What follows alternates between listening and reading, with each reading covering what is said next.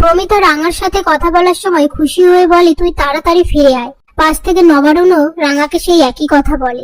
এরপর একলব্য রাঙাকে বলে তোমাদের দুই বইয়ের জন্য সবাই খাওয়া ঘুম ছেড়ে দিয়েছে, প্লিজ তাড়াতাড়ি চলে এসো।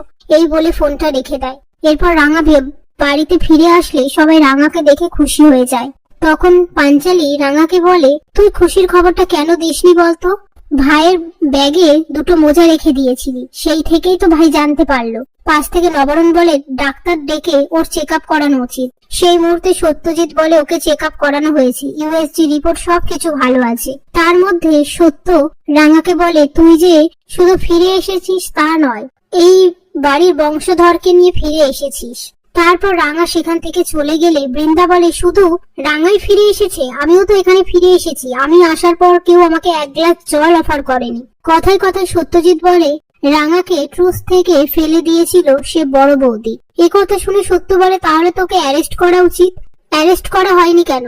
সত্যজিৎ বলে কারণ রাঙা কোনো এফআইআর করেনি তাই। ওদিকে রাঙা ঘরে গিয়ে একলব্যকে জড়িয়ে ধরে। এরপর একলব্য রাঙাকে বলে তোমাকে কিন্তু এবার থেকে খুব সাবধানে থাকতে হবে। তোমার চেক আপ করা হয়েছে?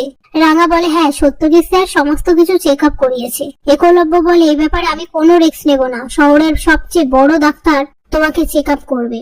আর কোন রকম মিশনে এখন তোমায় যেতে হবে না, আমি কিন্তু লাস্ট ওয়ার্নিং দিলাম।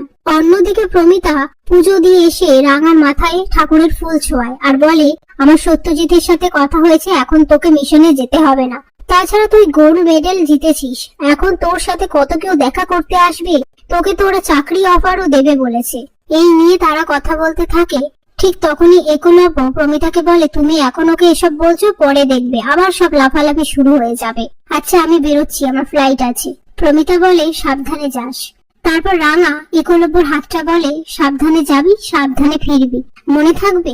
ভিডিওটা এই পর্যন্তই। যদি ভালো লাগে লাইক কমেন্ট শেয়ার।